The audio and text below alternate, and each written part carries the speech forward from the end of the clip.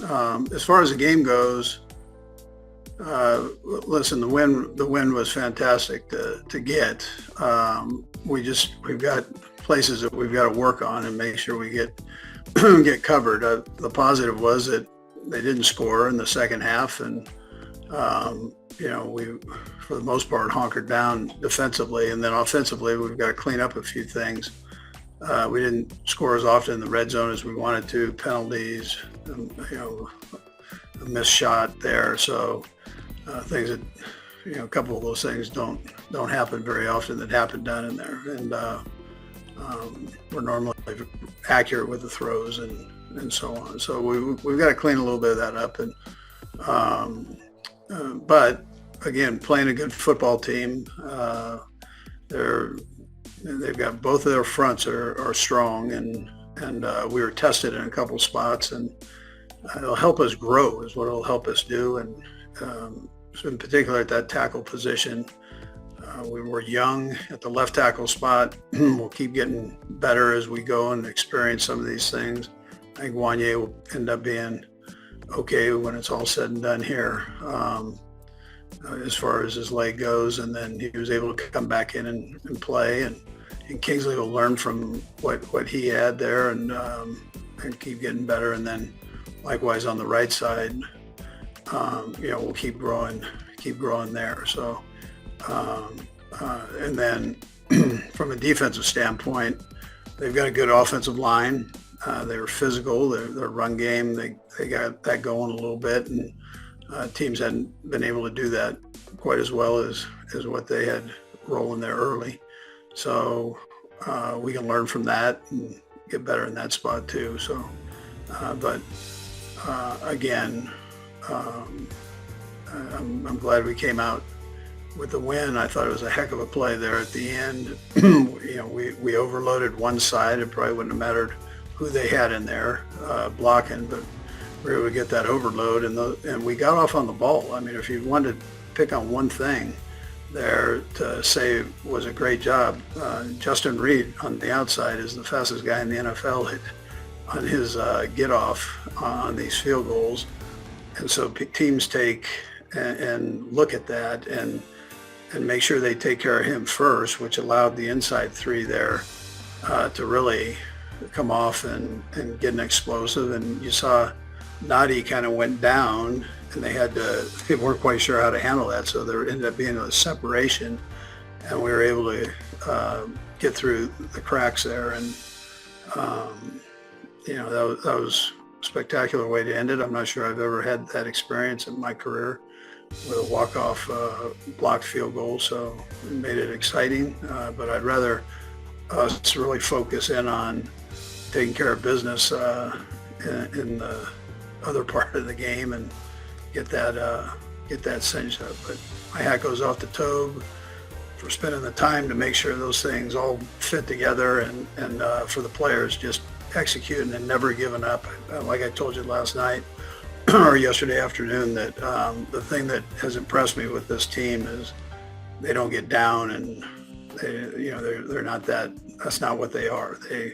They battle through stuff, and if somebody's not doing well, they try to pick them up and do well in their area. And it's worked to this point. We just got to keep getting better and growing as we go.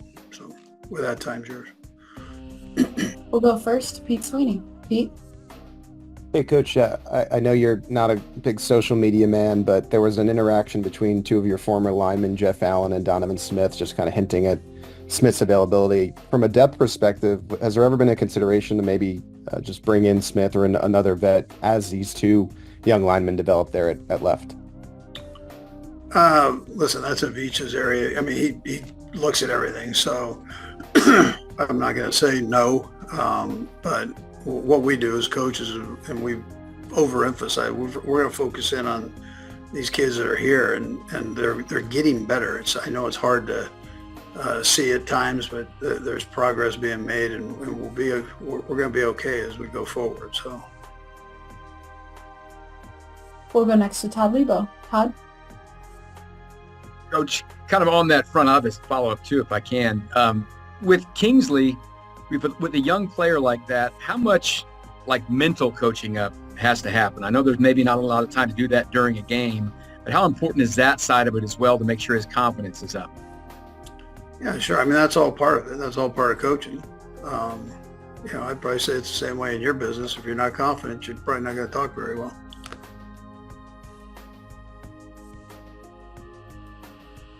You're muted there, Todd. On the block field goal again, with the work that you guys put into it and all the work that Dave does with this, how much support like comes from the top down to you to make that a really important part of what you guys do all the time? And I know everyone works on things, but it seems like there's a really special emphasis on all the little things with you guys. Yeah, I mean, the details of it become important. The players want that. They want you to detail it up for them. It helps them even more be able to show what their talents are. And then as a result of that, hopefully you win a game or two. So, I mean, so Dave spends a lot of time on that right there. You guys watch all that. So you know that there's an emphasis put on special teams and the details of it. So we needed it. So yesterday, that was a big play for us. We'll go next to Matt Derrick. Matt? Hey, Coach, a couple of questions for you. But first one, the first time around, Kareem was an important part of your passing game. And yesterday was really the first time that he got actively involved. Is there a focus going forward on trying to incorporate him more into the passing game and getting him some opportunities, kind of maybe take the load off a little bit in the backfield and just mix things up? Yeah, well, we think touches for him end up being important, whether he's carrying it or he's a good football player. So, you want to have him have an opportunity to, show off those talents. And he's always been a good receiver. We weren't getting as much out of the run game as we wanted to. And so we started throwing it a little bit more, and he became an important part of that. And, certainly Monday night against the Bucs was a very physical game. And I know you had kind of a lighter practice week, especially Thursday, and kind of managing that. Now another pretty physical game. How do you, really try to manage the workload? And do you kind of anticipate maybe the same thing this week to try and just get as much rest and recuperation for these guys? Yeah, it's not as much maybe the physical part as it is the time in between games. So that's what you're managing. And then it comes down to how the guys are feeling. So because of the short week. So that's the way we did it last week.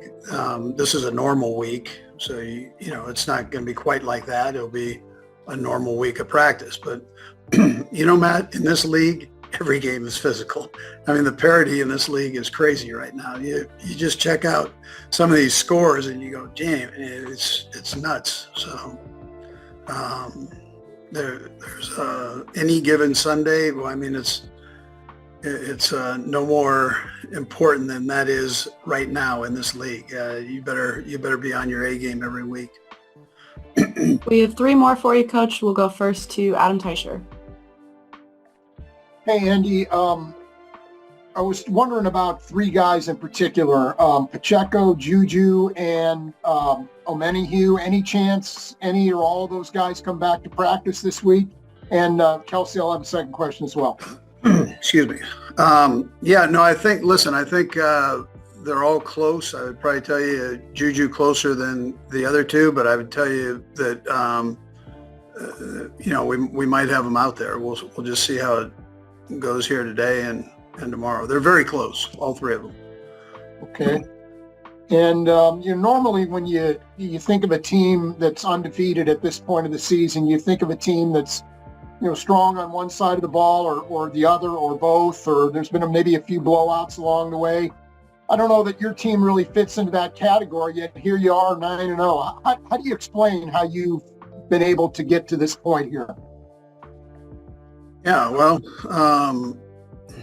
yesterday, I mean, that was probably the epitome of it. I'm coming down to that last second deal. So literally block, but we've taken we've been given opportunities and we've taken advantage of them, and then we've made a few opportunities ourselves. So with some good plays, and you know, they you probably say that they outplayed us yesterday, and then they end up not winning the game. So, but you see that throughout the league. I mean, you just saw the Lions game last night. 5 turnovers, 5 interceptions, or whatever it was, and they find a way to win the game. So, guys, you give credit to your locker room and your coaches, and just for being mentally tough and sticking with it. We'll go next to Nick Jacobs. Nick? Yeah, Andy, my question for you, with Patrick and Xavier on the deep passes, is it just a matter of them getting enough reps over time in game situations, or what is it to where they'll be able to get that connection down the road when it's needed most? Yeah, they've had a couple of them. We just got to keep it a little bit more consistent. So, Nick, they'll keep working on it. They spend time working on it, and we'll just keep it going. And, you know, those things, they'll come eventually here as we go with a little bit more consistency. Our last one here, we'll go to Sam McDowell. Sam? Hey, Andy. Just wanted to ask you about the fourth down in the first half, and also maybe at the end of the game. Can you kind of go into the thinking on both of those? Yeah. We had the fourth down on the dive play. I thought it was important that we went for that. And then we had the fourth down the goal line in the red zone there. And we wanted to come out with a score. I mean, that's what I wanted to do, make sure. And we had good stuff left over. It wasn't like the package there was empty. So we had some good things we could draw from. Andy Reid was very excited and especially grateful for Taylor Swift's great support during the Chiefs' victory over the Broncos at Arrowhead Stadium on Sunday night. In the joy of the Chiefs' victory over the Broncos, Travis Kelce and his girlfriend Taylor Swift attended the party with their friends and relatives right in the VIP box at Arrowhead Stadium. Travis Kelce and his girlfriend Taylor Swift posed very sweetly together as they took pictures with friends. Taylor Swift, with a happy face, stood posing in the protective arms of her boyfriend Travis Kelce. Their sweet gestures made fans extremely excited when they looked very happy together.